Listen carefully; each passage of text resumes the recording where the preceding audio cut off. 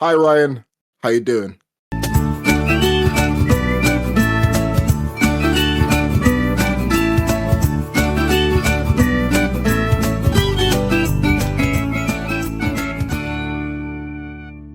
Welcome to Silly Wales. This is a mental health podcast. My name is Alex Cupid, joined with my longtime friend of well over a decade now, Joe Kimber. This is a mental health podcast, as I said earlier. This is a podcast for everyone, but it might not be for you. We discuss things that are a little bit heavy, things like depression, anxiety, mental health disorders, mental health illnesses, and all that stuff. So, again, as I always like to mention, we're not going to hurt you, we're not going to hunt you down if you feel like this might be not the right space for you. But if you do want to stick around, by all means, pull up a chair, have a seat, or just stand up, I don't know, walk on the treadmill, do whatever it is you're doing. And sit back as we talk about our lives. Today we're doing Neurodiversity Part 2, specifically focusing on secondary education. So, without beating around bushes, Joe, can you lead us in?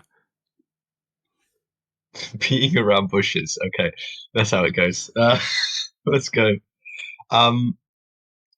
Yeah, there was a last time we did this. We sort of went into year 7 because we were discussing like before we met each other basically, and we thought it would be worth talking about. And I realized that there was a bunch of stuff I kind of missed out of year 7 on the side of like frustrated individual I was at the time that I completely forgot about until maybe a day or two after the recording of that. Um, I was secluded during year 7, and I bunked off school for a period of time. Those are two separate incidences um, that that weren't, one didn't cause the other. Um, and there was a lot of kind of shit going on at home, basically, where I was causing trouble. Weirdly enough, uh, I don't know, man. It's weird thinking about it now, but I kind of understand. It really is like, oh yeah, no, those I can really see where the sort of frustrations of someone who was sort of dealing with autism, with change, with like wanting to feel like they were now older and stuff like that, and everything just went completely off the rails. Um, and yeah, I wasn't a shit so much, but I just got into trouble a few times, it turns out. No, nothing too major, luckily, really, but um, I did call a teacher a bitch. That was one thing that I did. That got me secluded. What is um, seclusion, by the way, for people who either aren't from this country or English isn't their first language? Seclusion, I mean, I don't even know if every school does seclusion, but seclusion's just essentially of it's not as obviously it's not as bad, but it's kind of within the same form of punishment as like sort of solitary confinement style, where you're at the school but you are kept away. Maybe there are other kids in seclusion as well, but generally speaking, you're kind of on your own, and you're meant to go through this. You're basically in school for the school day, and it's just meant to feel incredibly boring and Yeah, is yeah. meant and very isolating, basically. I will say, considering that it was meant to be seclusion, it wasn't that bad at our school for me anyway. When I went there were two older kids. I can't remember how much older they were, but they were maybe like I think they were at least 2 years older. I can remember two of them. There may have even been three. Depends on what day, because I was secluded for 2 days. I think it was. Um, and I can remember doing a word search. I honestly don't know at one point. The point of the seclusion is unfathomable to me. I don't really understand the point of it all. Um, But why were you secluded? So I know you calling her a bitch, but what actually led up to that, though? um, oh God. Okay, so got into I got into a couple of fights in uh, year 7. Some of them didn't go anywhere, like punishment wise, and some of them did. Um, but I remember that I was getting into like really. I remember that someone was getting me really frustrated and pissing me off, and then not even a formal like kind of teaching, like a teacher of that kind. This was you might remember her, but she was the woman who worked in the library. Possibly. Yeah, sure. um, Um, yeah, and she, I don't even think she necessarily was like, I don't think she necessarily did anything bad apart from essentially shout at me and tell me off for doing something. And I just lashed out at her. Like I took pain that I was experiencing and just lashed it at this woman for no reason. Um, but now that I think about it, I don't even remember if that's what got me in seclusion because I'm now remembering this is wild now that I think about it. Maybe it was even year eight, some of this stuff happened, but it depends because you'll remember maybe that there was one time where I got in trouble because I was play fighting with someone and they took it to be like an actual kind of fight, but it really wasn't. Um, and it got weird. I don't know. Maybe that, honestly, trying to remember some of this stuff is actually quite difficult now that I think about it. But I think the first few years of you rolled secondary up in school it in all particular, confident that you were gonna well, no, that it was gonna be easy. no, it's more like it's just more like the first few years of secondary school, I think blend so much together for me. Like I think year nine does stick out a little bit, but year seven and year eight especially. Like I feel like nothing happened in year eight, but I'm sure some of the things I think happened in year seven happened in year eight and stuff like that. So Yeah, it's going to be a bit awkward like that. Um, but I definitely, but I think the year that I got secluded was also the same year that I was bunking off school. So I think for that reason, I have to say it was year seven, and I was bunking off school, uh, and I was, uh, I had keys, and I would like, I would either cut keys um, or I would have keys already, and then I would just walk round the corner, and then where I live, there's that like if you go to the away from school instead of towards school, there's like a car park yeah, area. I yeah, would just go around there and I would hide behind the cars, and I would just wait until I knew my mum and dad had left because they had to leave early enough that they weren't going to stick around at all. And then I would just walk back to the house and go in there. And I think I did that on. There was a 3 day stint of that I did, which got me in trouble. Basically, I did it too many days in a row, and I was brought in, and they had a conversation with my parents and everything, and it was a whole ordeal. But I just remember I was incredibly frustrated, and I remember I was so there's an irony to it now because obviously I look back and realize I was obviously quite young and didn't understand certain things and was very frustrated. And there's a lot I needed to learn about the world. But I think there is some truth to the feeling I had at the time, which was I just felt like I felt like I was being treated in such a childish way, and I felt like and I was like I wanted to be an adult. And one of the things that I was very I think one of the real motivators of that was that I was so upset by primary school that when I went to secondary school, I wanted the experience to be completely different. Like I wanted to feel like my experience of primary school didn't like come over into secondary school. So anytime I felt like I was treated as a young person again, because you are literally the youngest in the school at that point as well. yeah. You And start I from the just beginning. yeah, and I felt so maybe patronized. I don't know if that's or patronized, not patronized. Like, actually, maybe that's just about pronunciation. I don't know if those two words are the same, but patronized in a way that was. And again, I don't know if I was being patronized, but it felt that way to me. And I was just like, I can do so much more. And when I look back at it now, I think honestly, a lot of that frustration wasn't even necessarily to do with the actual behavior of teachers or students. It might have just been that the system actually doesn't give you very much at secondary school at that period of time, or that, funding doesn't really push like projects or interesting things to do, or like, whatever. So actually, it was more of a failure of the system. I don't know, to Yeah, provide something that was honestly like enjoyable or like made you want to, or like pushed you in any way. Um, but yeah, it was it felt stifling again. It felt stifling in a way that was like, okay, the next however many years are going to feel like this. Oh God. Um, and I just couldn't bear it.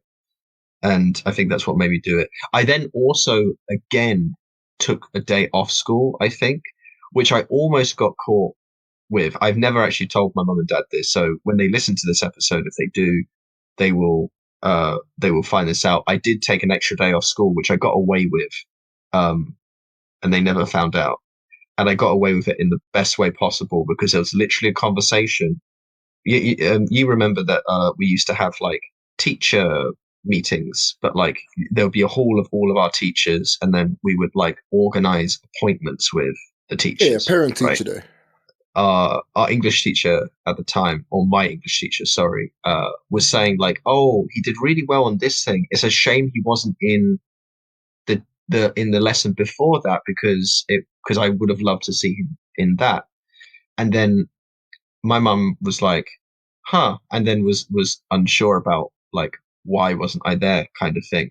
And at the time, I'd made the excuse that I'd hurt my leg to my English teacher, um, and like I fell down the stairs on like a double decker bus somewhat, like, and I really hurt my leg, and that's why I didn't come in.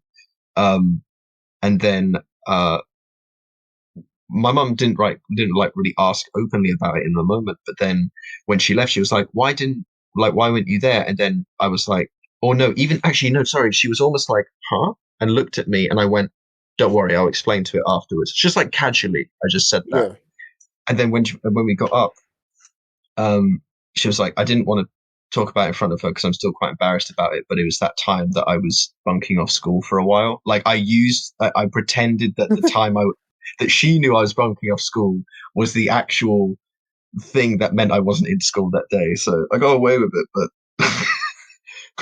but yeah, no, it was. I really did struggle in year seven, and I can't quite explain it. I think if you looked at my grades and stuff, it probably wouldn't have shown. But like, I really did suffer. I think with pressure that felt like a new kind of pressure, a new way of doing everything. Despite the fact that I was really excited, I think it's just that like I was excited, but then I think a lot of things in my expectations kind of fell a little bit. Um, or there was a loss in what I expected compared to what was real. Like it wasn't quite as glamorous or as new an experience and kind of as fresh as an experience as I was hoping in terms of the actual school life experience, Um, and it was obviously, very crowded as well. We didn't even have a fucking playground. Like the main playground, the major place where we were meant to be was closed off.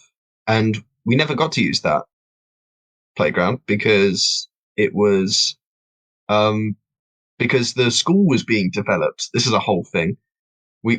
Our year seven was the first year of the school being developed. So, and the whole building being changed. So we literally never got to use that playground. And that was the most playground of the school was being done up for a new building and everything. So it was a year where, like, I think for the first time, it was like incredibly overcrowded compared to previously. Um, so yeah, not a lot of room to breathe, and a new and a new student, and all of this just overwhelming shit. While at the same time, like, not a lot really going on to kind of make up for that. I think I acted out on many occasions, certainly not with any like intention of acting out. It was never like I think this is incredibly rare for young people. to be like, oh, I'm going to act out, just to piss someone off. Like, no, I think generally speaking, it's like it looks like acting out, but really it's doing something just to get away from somewhere or just to like, fucking take a breath, basically. And yeah, so that was a good start. It was a good intro to everything. And I think all of that kind of blew over by the time I even met you, to an extent. I don't know really. I can't speak for that. I went through a good. Like I only remember secondary school stuff now. I didn't remember it like 2 or 3 years ago. Um, it's just one of those things where I kind of blocked it out of my mind really. So yeah. Last episode I spoke about my year seven being pretty shit. Long story short, I was at a school. Racial abuse happened a lot, and it took people a very long time for me to evacuate me from that school. Go watch the previous episode. I say watch. You can watch it on YouTube now. Yay! Oh yeah, yeah, Um, that's real. Yeah, it's not a video podcast, but hey, it's just a picture with a waveform. That's good enough. I love sexy Um, waveforms. Sexy it is. waveforms, man. Great. Yeah, I hopped in around year eight to the same school, and it was the same thing really. Like I didn't really particularly want to be in school anyway. Like school is not and never will be considered a fun space for me. It sucks for learning. It sucks the fun out of learning. Especially that school. They did a really good job of making interesting topics fairly mundane and boring. Um, like no other as well. Like uh, it just kind of shows the advances we've made though as a society. Because I look at how we were in that school, and I'm pretty sure that if I would like to hope that if we were in those schools now as year seven, year eight students, we probably would have been earmarked as having some sort of a neurodiversity thing, a neurological difference maybe, and Maybe. It's hard to given say. the rates of diagnoses now and Mm, how it's risen exponentially. Um, the first thing that people point to as a reason though is a conspiracy theorist reason of they put in oh God. water they put in like autism in the water and all that stuff. Like no, it's because technology has improved and scanning and awareness to these problems to these issues have improved to the point in which people are now getting diagnosed better, with better quality, with better speed, because it's like more obvious to people because they know of the signs. I didn't want to be told I had a problem, and the reason why I didn't want to be told I had a problem is because my family didn't want to be told that I had a problem. Like it comes from the stigma of it all, being a black background. So then there's the idea that mental illness doesn't exist. That's not quite the case, but it's a similar thing. But also, like the GP, our GP at the time was saying, "Oh, if he gets diagnosed with anything, he's going to be put on a list," and like this list doesn't exist. Like you're going to be put on a list. That was it. Mm. There was no like what this list is, and it scared the shit out of my mom. And she was like, "Oh, I don't want him to be put on a list." And I guess this idea of this list, this is what the head of the GP practice at the time. It's a list of people who are quote unquote crazy or whatever, like a psychiatric list. No idea what that even means. It's never been explained to me properly, and but that is the dumb shit that you would hear quite a lot of. Um, and there's no strong discourse at the time. So we're talking not even 10 years ago, we're talking more like 12, 15 years ago now when these discussions were happening. And it's like people were actively working against me in that Hmm. respect. And I still hold this grudge to this very day against multiple people for it because like in my class, I saw like people getting diagnosed left, right, and center and receiving specialist support, and I wasn't, and I took that as an issue. Um, I was smart enough to understand that there was an issue. I wasn't smart enough to figure out how to fix the issue because no one around me was smart enough to fix the issue. So why is it coming down to 12-year-old me to fix it? Um, Yeah. you go through these patterns a lot, though. You go through these patterns a lot, and I wasn't aware I had a neurological problem, which now I don't view as a problem. I view it as a condition, and it is what it is. At the time, people actively worked to avoid the subject. Um, Year 8 is when me and you probably started speaking a lot more as friends, and I think it grew from there because we had like I was lucky. I was lucky. I had like a close-ish sort of friendship group that varied between various characters who are still in my life today. Joe being one of them. Like Joe, Toga, Marlando. I had a group of people, and I know that people who are listening to this, if you don't know me personally, this means nothing to you. I had a group of people who I can consider close friends in that time. I still felt fairly isolated though, and that isn't an uncommon feeling of someone with like any sort of neurological issues. If you're someone with ADHD or someone with like, I guess, chronic depression, isolation is a very normal feeling. It's so normal that you feel comfortable in that feeling. So as a teenager, I felt comfortable in the idea of being lonely and being upset about being lonely. And this with neurological conditions, vicious cycles can occur really quickly, Yeah. in which you have a feeling, but you're comfortable in that feeling, regardless whether it's positive or negative. So you stick to the same behaviors to maintain that feeling, and then you complain about having that feeling. And it kind of goes around in a circle.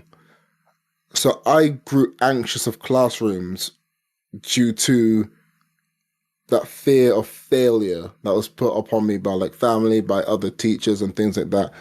And I didn't want to be in a classroom. So I'd do everything to not be in a classroom. I was never like a bad kid, but I was never at school. I was a fucking ghost, you know? Yeah, I can remember you having an average of 4 days a week or something like that out of Yeah. five was like And your that was average considered good. attendance. Yeah, at the time. Yeah. Um, my attendance at Hackney Free was pretty good. It was like 69%. Oh, Um, that's even worse then. Okay. yeah, 69%. Nice. Nice.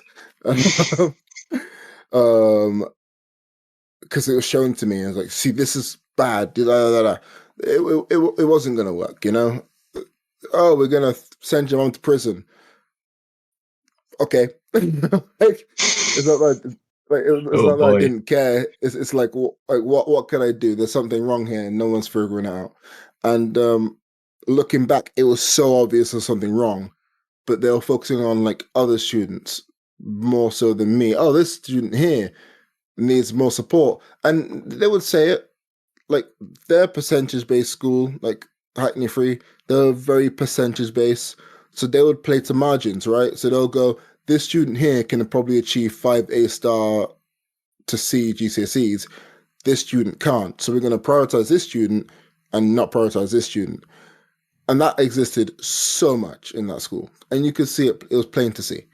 Because really smart people like Toga weren't getting like the actual like support they needed, but like other smart people who were of a different, ethnic background were getting everything. Like everything. Like, oh, Mm. but here's a trip, you can have that trip subsidized. And like these are things that are so common in education now. Maybe not as common now in like 2024, but it was so common back then. Like we would give they would give everything to a white student, like from a certain background.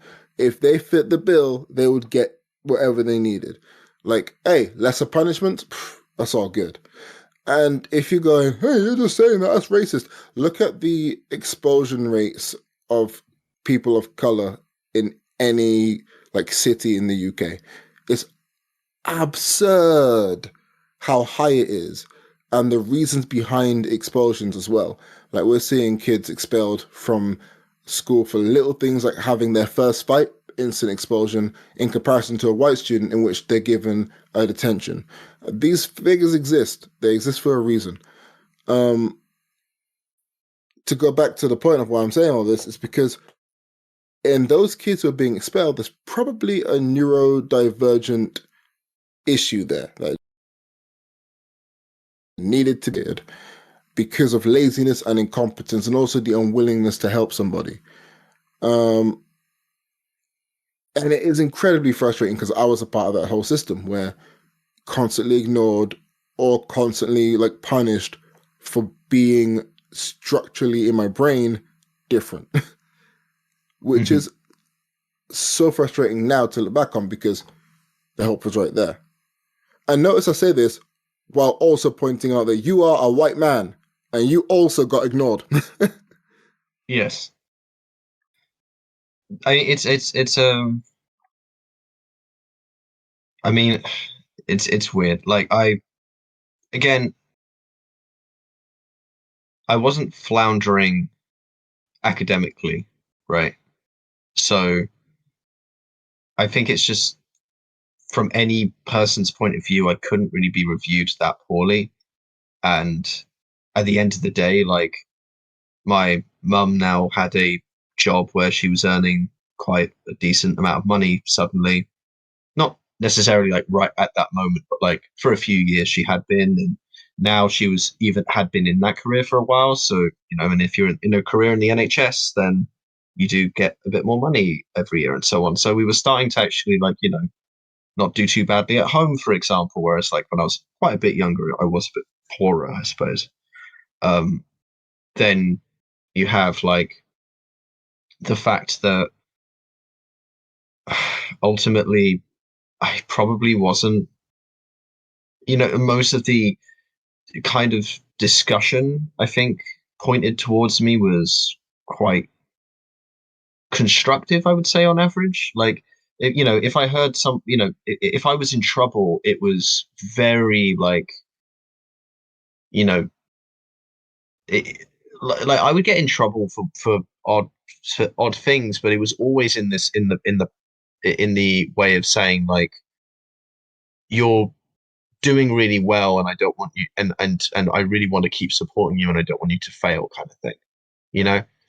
And it was like it was always mixed in with some level of like praise, basically, which you know whether you are someone like me who was already not wanting to fail in front of people, that probably didn't help to have that, but at the same time in the moment it probably had like elements of motivation.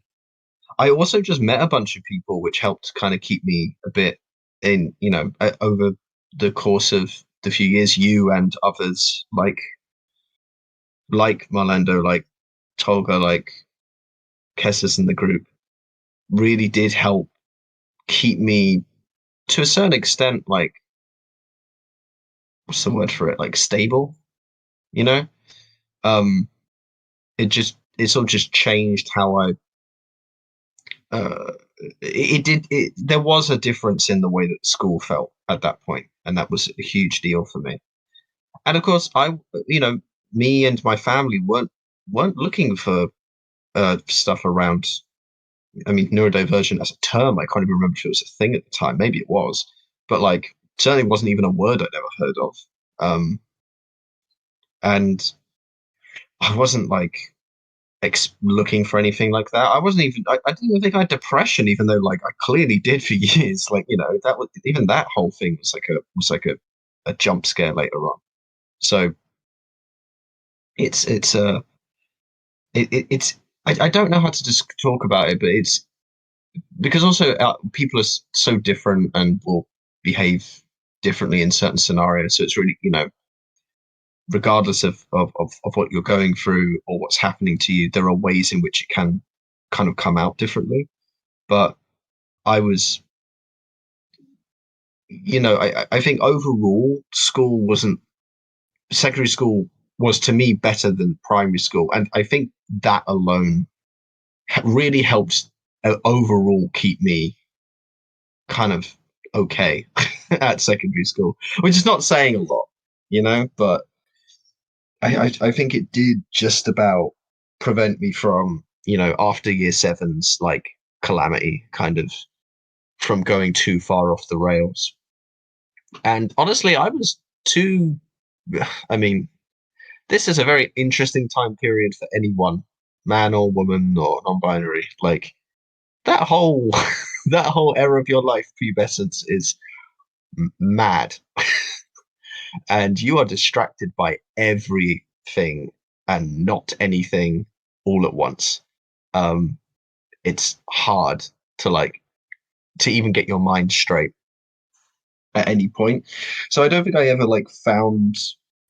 I think I honestly just what I ended up doing was I just retreated more into my kind of addictions with.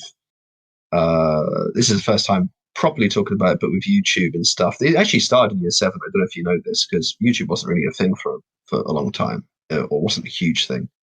Um, and I think that's around that time in year seven when it started becoming a thing that I would actively do all the time at home. I just went on it, watched it every single day for hours and hours and hours.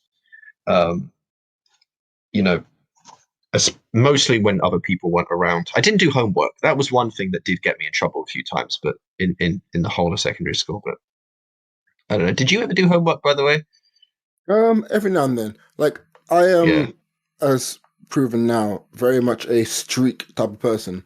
So like Mm. even in football, I play 4 really good games. I thought like the fifth one will be an absolute terrible game for me. Same with homework. I'll do like maybe 2 or 3 weeks of homework, and then I wouldn't be in school, so I wouldn't get the homework. And the strategy to deal with me not wanting to be in school was to punish me for not being in school. Sounds like it makes sense, right? No. Hmm. So I would come in, not be there for homework, and I'll get punished for not doing my homework. So they'll give me a detention for not being in to receive homework, which means that I'm in school an hour longer than I actually need to be. Yeah. To do Doesn't your make any homework. sense. Doesn't make any sense. I wasn't there to receive the homework, so I could not do the homework. So This actually is unlocking a memory in the back of my head where I remember you being in detention, like, to do the homework that you couldn't have picked up. it's like so stupid, such a stupid idea. Like their methods of dealing with someone who doesn't want to be in school but has no history of doing anything like bad. Mm. Like this is literally, if we were to, I might have to edit quite a lot of this podcast. I realize we've been talking in circles a little bit. Um, Let me make a note of that. uh, and circles. Spelled circles wrong. And we're back to reality. Boom. Yeah. Like a case study of like me is literally just doesn't misbehave. Um, when he's in school and there are odd times he's in school and in lesson, he's fairly focused, produces good work every now and then when he's in school, and is respectable. I mean, is respectful to most like members of staff and adults.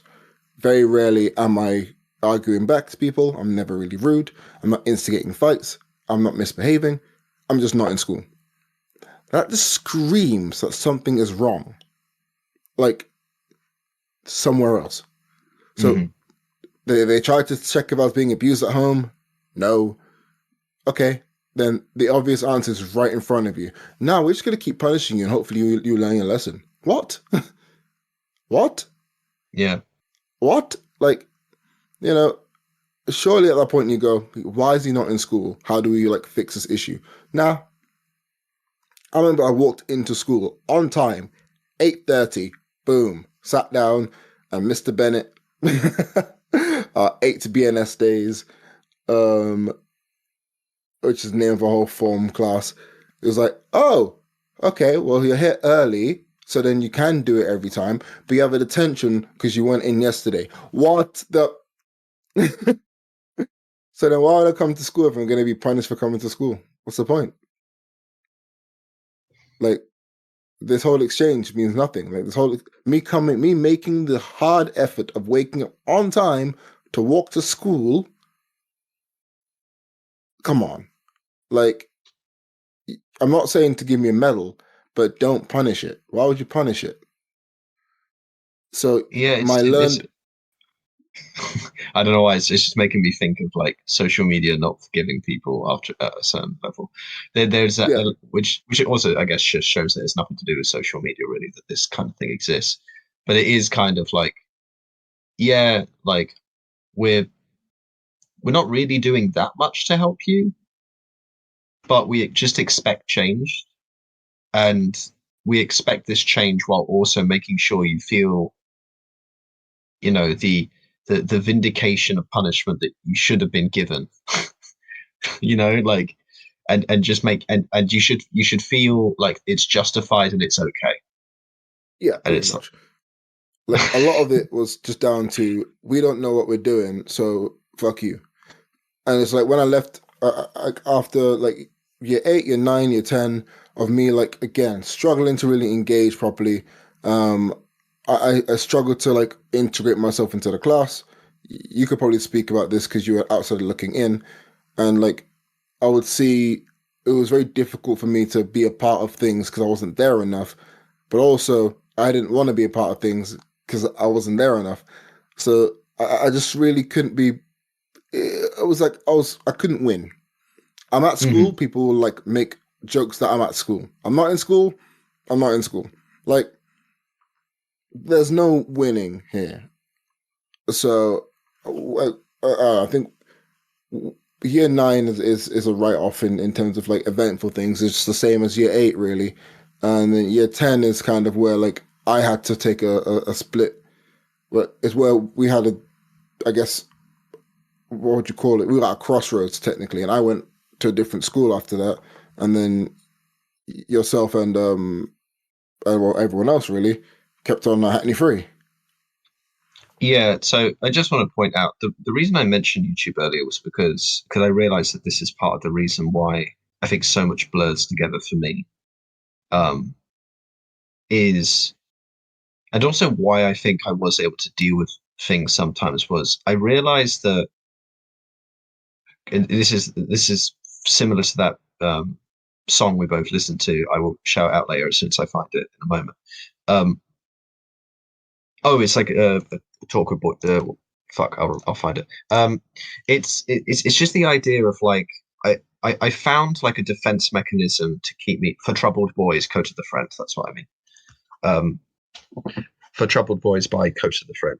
It's he mentions the idea of like a defense mechanism, being able to help you to a certain extent, but not, but then it becoming the problem, right? Like it's enough to keep you in the short term going, but it ultimately is just not doing anything, and it is ultimately like pushing the problem forward.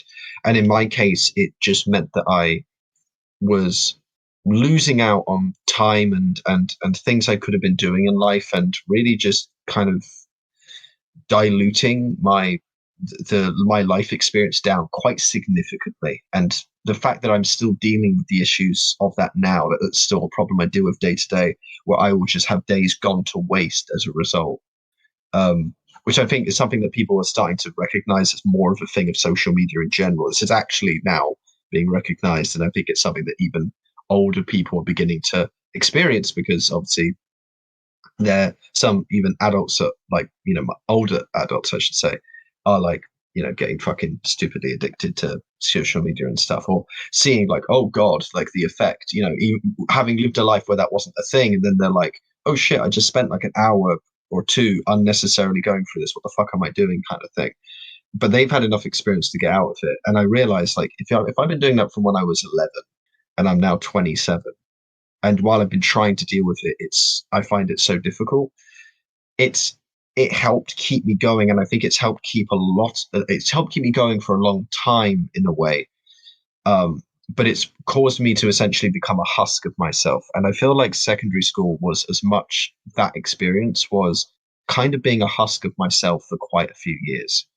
Um, I can remember elements of secondary school in with highs and stuff like that, but there very much is this feeling of low, and it's not and depression obviously is a is a pointer, but depression doesn't exist, for no reason, and I don't have any reason to believe or ex- experience necessarily to believe that that was something purely caused by just like huge hormonal imbalance, like from like what's is it called, chronic depression or something like that, when it's not necessarily from kind of an external source, it's more internal. I can't remember I super also well, can't remember. but the idea essentially of like of where that's kind of a lot more outside of your control in terms of like that feeling, there isn't like necessarily something that's being coming from outside of a kind of essentially a requirement of medication to try and deal with. Which again, I don't know enough about this to be able to like speak on it properly, but just thought I would make that comparison at least to say that like definitely it wasn't coming from nowhere. And this is obviously I had been experiencing it prior, and I'd been using the internet for very much the same thing prior. I was just like changing the format. In fact, before the internet, it was TV for me. Um, and by the way, for people who use the internet and it's good for them, don't worry about it. I'm not coming at you for using the internet, Tom. I don't care. For certain people, it's fine. For me, I realize it's not, and it has not been the case for a long time. And I've suffered with other addictions in later life as an adult. Uh, so this is clearly a problem I have, especially. But I also think many other people will share this experience. So I just want to point that out. Um, Regardless, like, yeah, it wasn't until year 10 you didn't go to our school anymore, and GCSEs were just starting up, which is the main thing of going to secondary school, basically.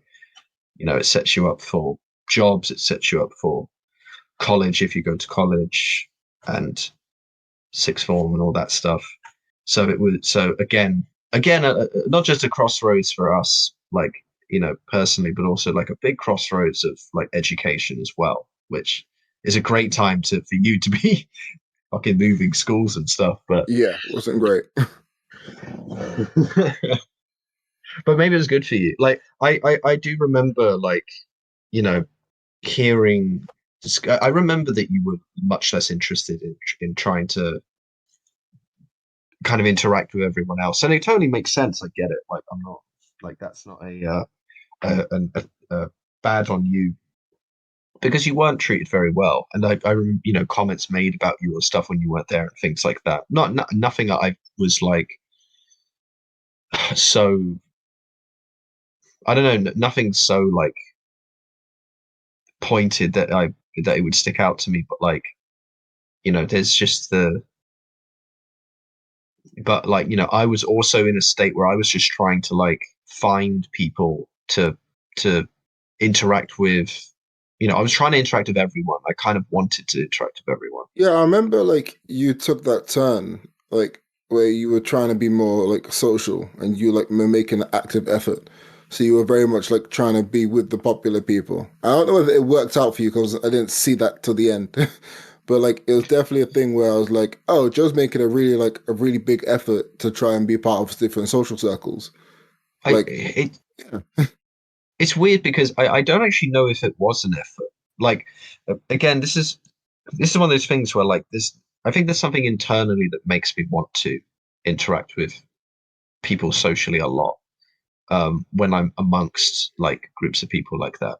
But the thing that kind of stuck out to me at the time was that I was going through a really rough time at school, and then around year 10 was kind of a moment where, or even like when I almost went through my version of an emo phase, which wasn't really an emo phase, but I was very, very like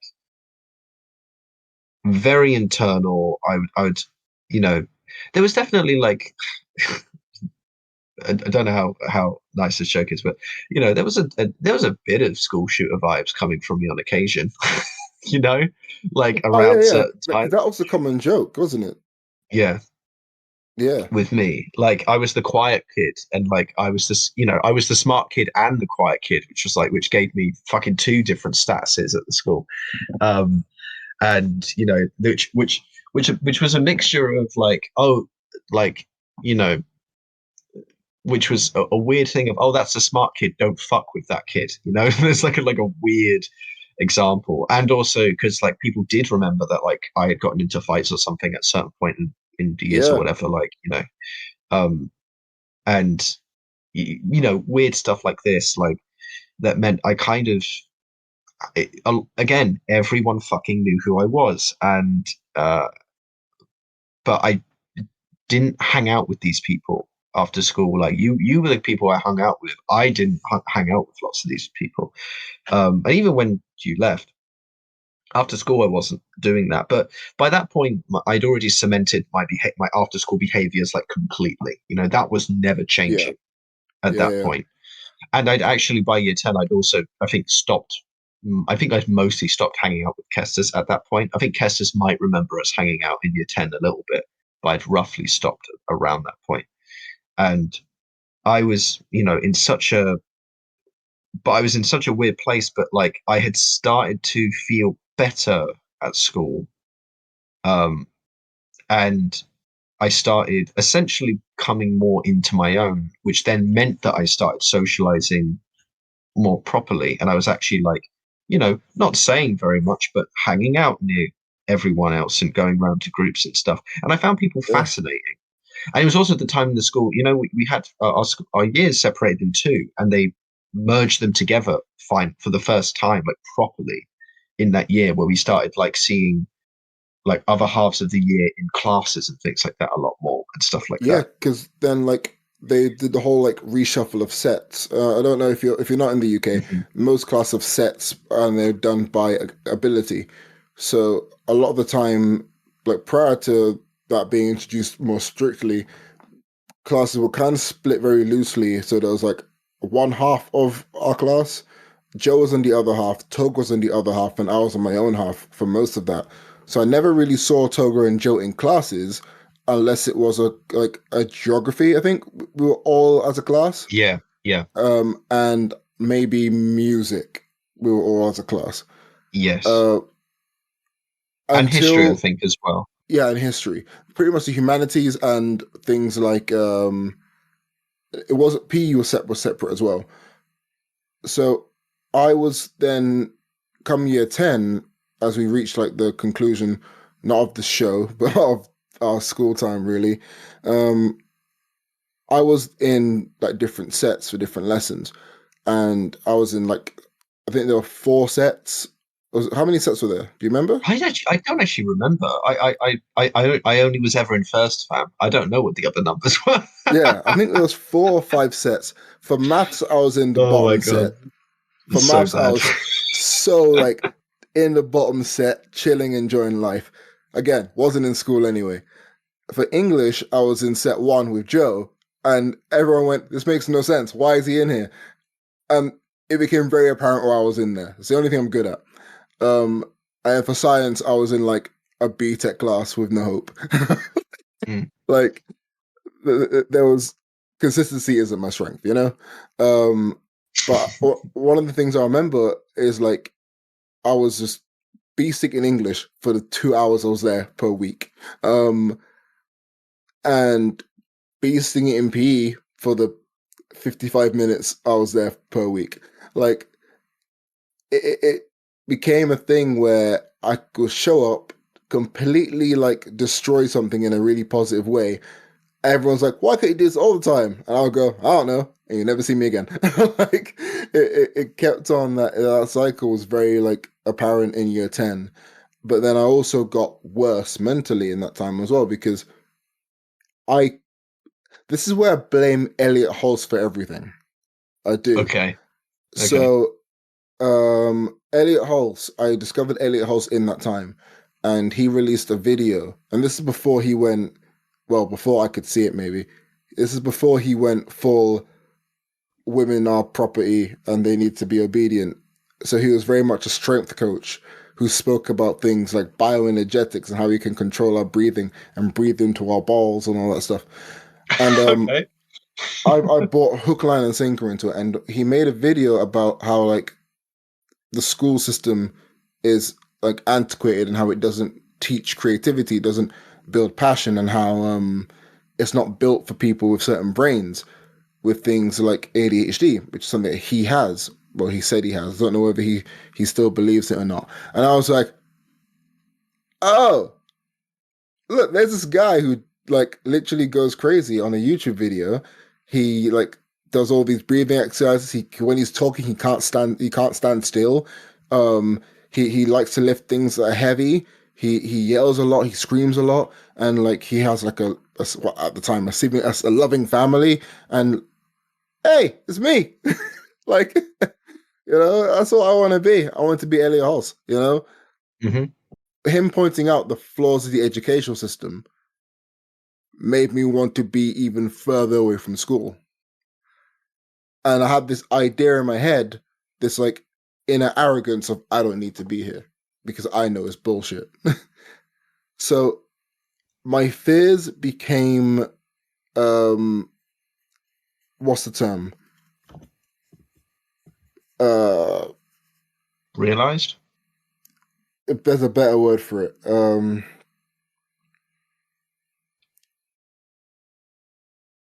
Where like Ooh, if with a rational fear, irrational fears, and they become like whatever. rationalized. There we go. I'm gonna edit the shit out of that bit. No, no, no, no, no. Yeah. Yeah. Where's the notes? Note. Complete Alzheimer's. The king of making men strong. Yeah. Moment. All Mind, right. muscle, mastery. Edit.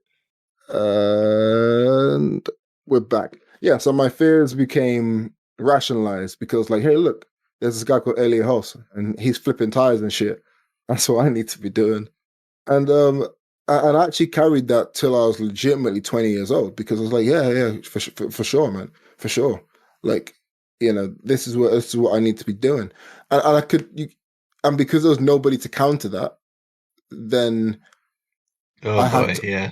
yeah, then like because nobody knew to counter it because nobody knew to investigate anything because in, in in the school's eyes, in Hackney Free's eyes, I was a truanting black kid. When I left that school, I went to another school called Petrie Academy. Oh my goodness, the treatment was slightly better, but it still wasn't quite good. Um, I had a weird social circle with people who I'm still connected to this very day, and I had my attendance was 51.8%. Yo, that's So so much time off. I was in school just over half the time. And whenever people say, like, when I meet people who I like never speak to from secondary school, I see them go, "Hey, how you doing? What are you doing?" Oh, I've been a TA, I've been a teacher, I've been. And they were, what? You were never in school? I was like, yeah, but how did you your GCSEs? Like, I got him. Like, it took an extra bit of effort, but I got him. And it's like people are shocked by it. Like they are absolutely like flattened by the fact that I am like who I am doing what I'm doing because of that. 51.8%, Joe. Like the anxiety of me being in a classroom was so bad that I broke down during my GCSE maths exam. And like I remember snapping a pencil in half and just like and needing to be put in a separate room by myself, but still with the test. I didn't want to do the test. I didn't want to do any exams. I was so scared and anxious that I was remember just like rocking back and forth in my room, and the school sent us the school bus to come and get me. Like they did that. They sent the school bus to come and make me do my GCSE maths exam. And I did everything. I tried everything. I did not want to be there because and the idea was he's lazy, he just doesn't want to do it. No, no, no. There's a clear fundamental reason why I don't like no kid will be rocking back and forth crying because they don't want to go to school just because they don't want to go to school. There's something wrong. But no, Yeah. he's lazy. He's lazy. So these are the frustrations because like if everybody called me lazy, family called me lazy, teachers called me lazy, friends called me everyone called me lazy, which is why like one of the very few like pressure points that I have now is when I'm being called lazy. I'm like I'm never lazy. like like there's one thing I'm not. It's lazy. I might be misguided. I might be like a bit erratic, or I might be far too calm for your liking. Not lazy. Not Hmm. lazy. Like Yeah. the last thing I am is lazy.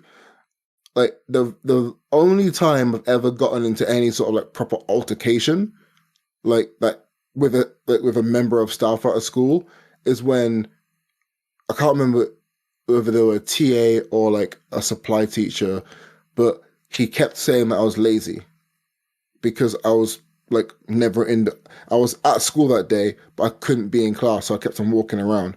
And he followed me around calling me lazy, calling me lazy, calling me lazy. And at Petchy at the time, I had a reputation of being really strong because I mentioned to people that like I was training in wrestling and all that stuff. And boom, all of a sudden, I became the strong wrestler.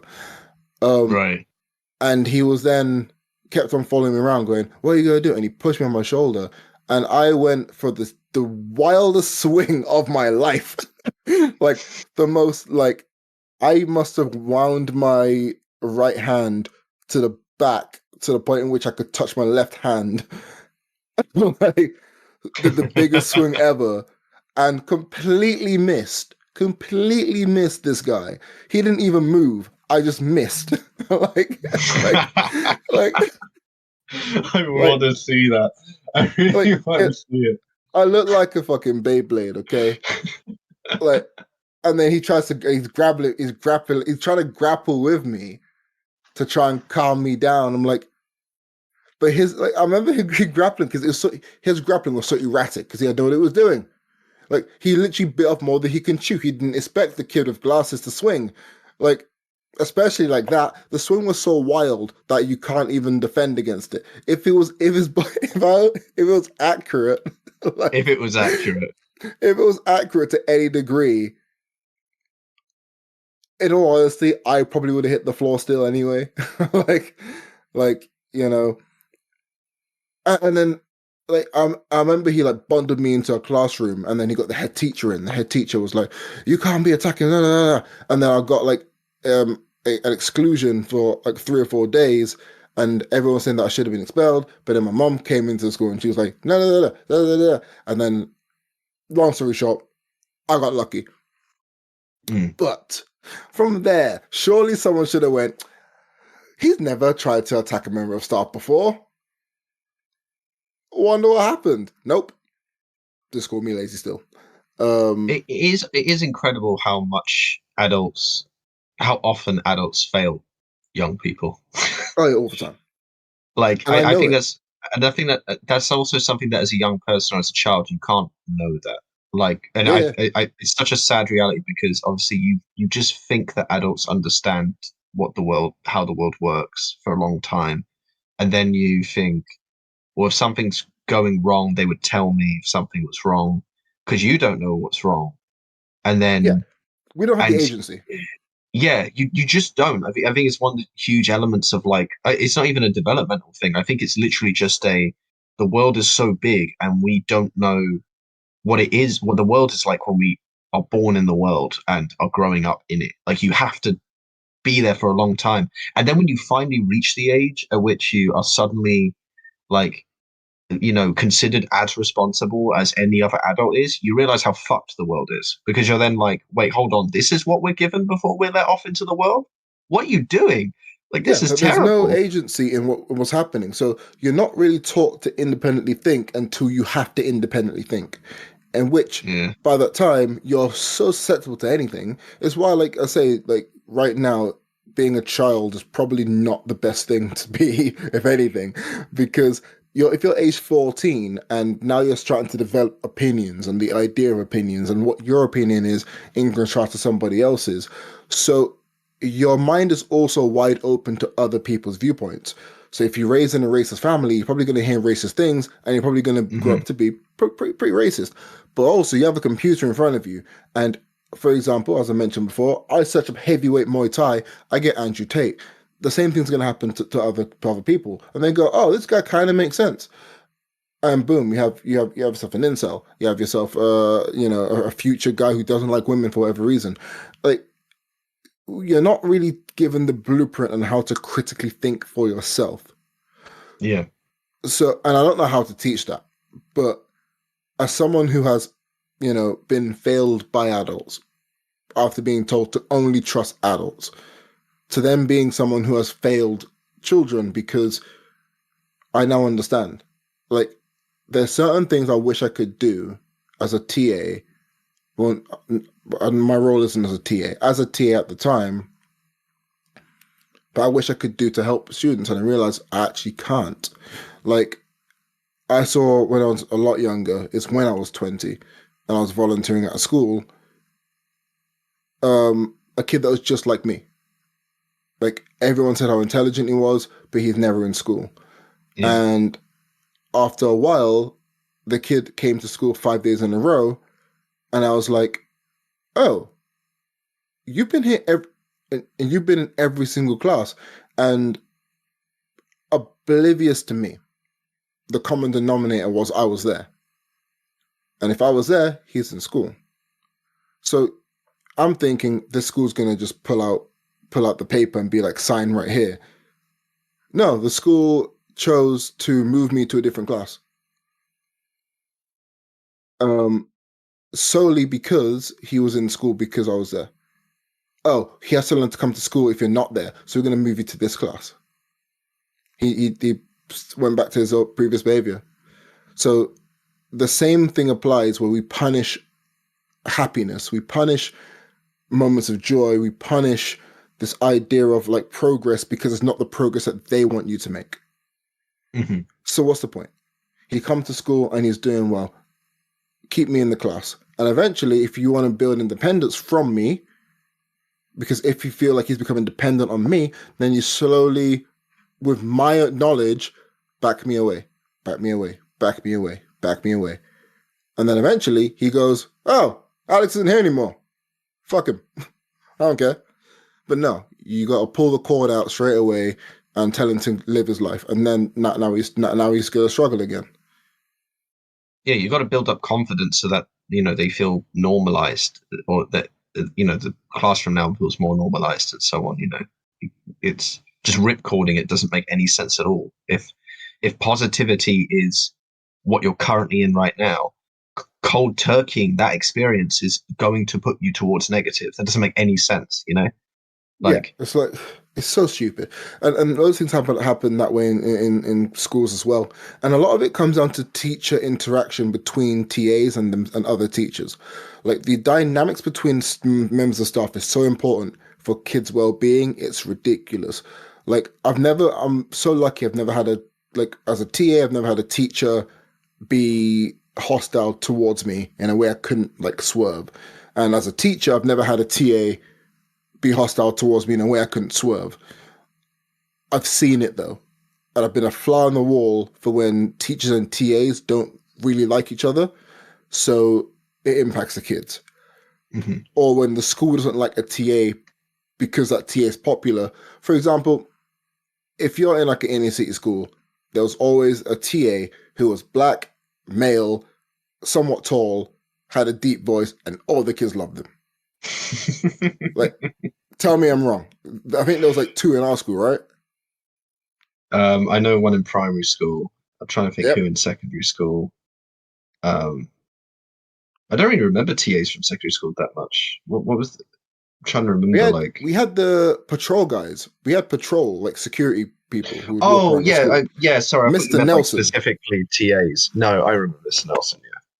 Like Mr. Nelson was that for me. Like to the point where I used to see Mr. Nelson outside the school. He had an antique shop in a place called Chatsworth Road in Hackney, and now he's back in Jamaica living his best life.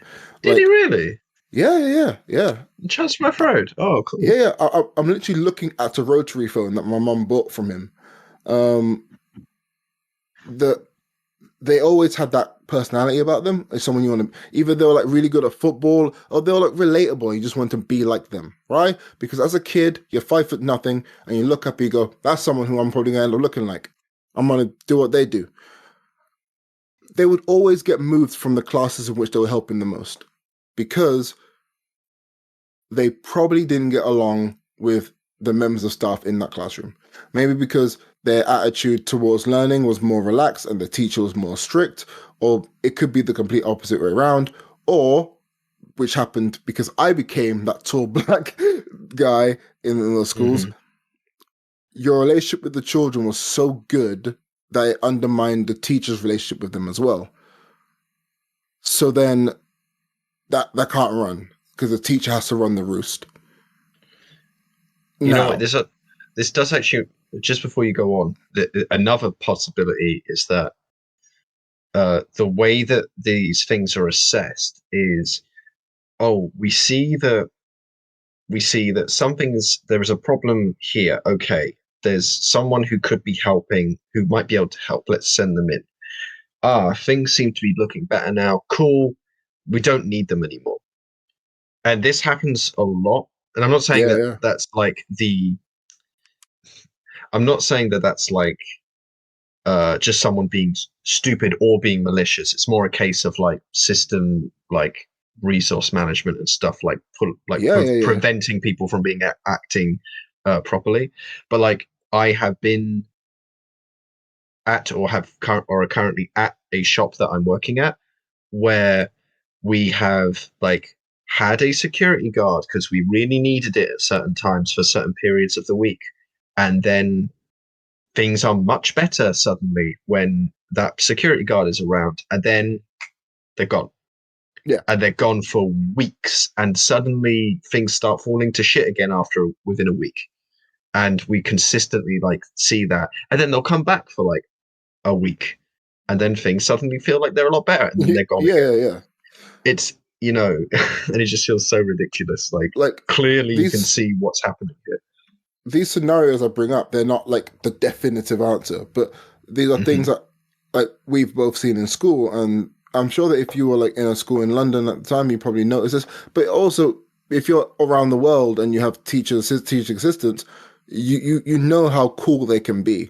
So the idea and then they're snatched away from you is wild. Um, Hmm. right now, we're in a position where kids need strong, positive mentors more than ever, Yeah. like more than ever, because we have to combat so many different battles, be it social media, be it abusive parents, be it abusive individuals in their lives. Like we're combating a lot, and we have to build a safe space for the youth of tomorrow. Also, looking back on our time in secondary school, we didn't have a lot of that, and we kind No. of grew ourselves up. Yeah, So I think if anything, we're also just recognizing that we need these things more than ever. yeah, Like, it's not just that maybe the environment has changed to be even worse. Because, I mean, depending on how you look at things, for certain kids that might not even be true. But like it just strictly like kind of what you were talking about with like, oh, we're developing things, and we're now understanding autism better, for example, or ADHD better. We're understanding how much these things matter. It matters to have more adults in a class, to help yeah, yeah, with yeah. students. It helps tremendously to It have does. that. It does. Ru- It does. don't give one teacher the job to have to do fucking everything, because that clearly makes it impossible for that teacher to teach very well. Like, Like oh yeah.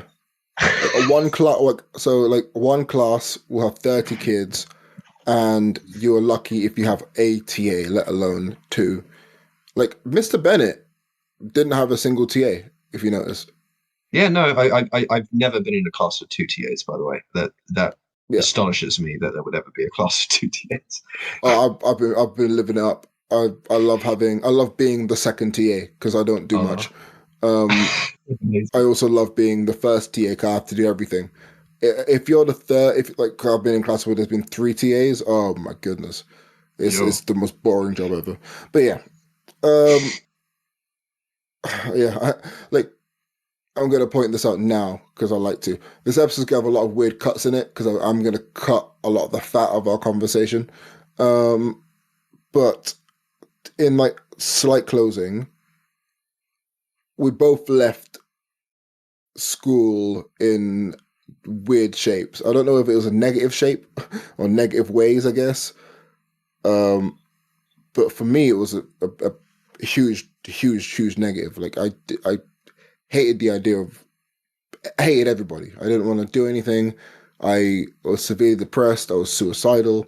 It was like arguably it led into like one of the more darker times of my life, I guess. I don't know how it impacted you. I'm interested to hear because this is the part where I didn't see properly either. Um. Well, no, because I think that happened around uni, but there was still like college that I went to, the sixth form that I went to, Yeah. and you didn't go to sixth form, right? No, I did. I went. I didn't go to sixth form until I literally so GCSEs I did miserably, so then I redid them like months, like well, 6, 7 months later, and then that's where we have the whole debacle with me and maths. So I got got my good grades in English, easy. Got decent grades I got my BTEC science, that was easy. Had that one already. It was maths. I had to redo my maths GCSE like 3 or 4 times. Um, Yeah. and then with A levels, I did do A levels in the end. I got there in the end. It took me ages to do A levels. I had to go to like a different college and do them like effectively privately. Sounds like I have money. No, I don't. Um, but yeah, found loopholes through and then got A levels, and which is why I'm in education still. Like, Right. Yeah, because it wouldn't have been possible otherwise. Like the I think I don't know how much it's worth doing, but like post education is an interesting time, is an interesting period of time to discuss, right? oh Like yeah, that immediate, like, or at least like certainly post secondary school, and then like college for me, I can very quickly talk about, but then like after that is really where, because there was a period of time where I was in college, you weren't, and then there was uni, and all of that stuff afterwards up till now. The one thing I will say is that like I kind of fell for it again when it comes to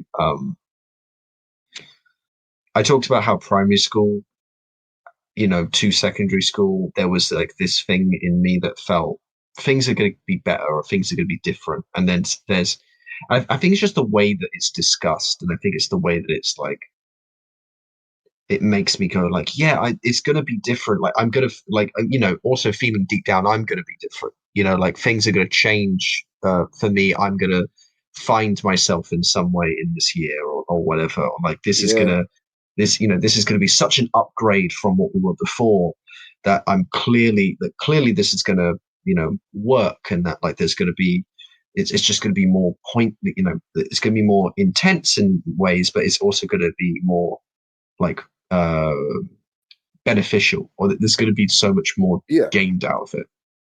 Um, I don't really think that's what happens. And it's very gullible back then. But Oh yeah, we I still was are. also to an extent very hopeful. Again, not of myself, but of the rest of the world, and optimistic about it and I could gain from it and what I would be able to do in it. In a weird way, I don't know about you, but despite all of the things that we might have ended up with on our record, I don't think either of us are like extraordinarily rebellious individuals. At least, certainly, I'm Absolutely not. not. Yeah, Like, and if we had been, I actually wonder if we would have carved out a much better life for ourselves. Oddly enough, like it's really strange to say that oh to yeah, an probably. extent, but Well, given everything, I imagine you maybe. would have. You would have. I think if you had acted out more, people would have investigated more. I think if I had acted out more, I'd have been in prison. um, like because I think Yeah, possibly. because whenever I like wasn't in school, they threatened to send me to like the boxing academy, which is where they send kids who like can't be rehabilitated into mainstream education. Oh Like yeah. so that threat was always looming over my head because of me. But you were in school a lot more. Like your attendance was fairly decent despite the bunkings. So I think our lives would have been different if I'd acted out, for example. Because they were looking for something, you know. Yeah, but even then, it's So hard to say because there are people who were rebellious at my school who otherwise did really well who didn't really get support particularly. yeah, but they Who were got in school. who got the same shit that but got the same shit that you got, or a lot of people get, which is just oh, you should be doing really well, but Yeah, you're not like applying yourself or whatever, like which is just code for saying we don't really know why you're not performing as well as we think you should be. yeah, pretty much, man. Which is also Laziness, man. weird. Which is also weird, I think, because it's obviously got this very like elitist notion of like you're clearly like we think you're better than someone else who's not doing who is like doing as well as you, but we don't see their potential going anywhere. Where Yeah, it's exactly. like, what, like, why aren't you just trying to support everyone? Like, it's like obviously there's resource management for like all of the people Exactly. involved, and Playing to that's the the margins, issue. man. Yeah, so You're playing to the margins. fucking hell, Yeah. it's Okay. tough. Yeah, we've got on. We've got on. We Editing have this gone. episode is going to be hilarious and fun because I can feel it that there's a lot of things we spoke about like 3-4 times over. So I'm like, I have to sit down and like it says we've been going for an hour. If this podcast is like 40 minutes long, then that's why you know. And It's, then you know it's exactly what no, happened. it's an no. It's we've been going for an hour and 20 minutes. Oh Jesus! If this is just under an hour, over an hour long, or under an hour, then yeah, I've did a good job. Guys, we're gonna take 2 Yeah. steps to the rear and get out of here. We're in the wind. See ya. See ya.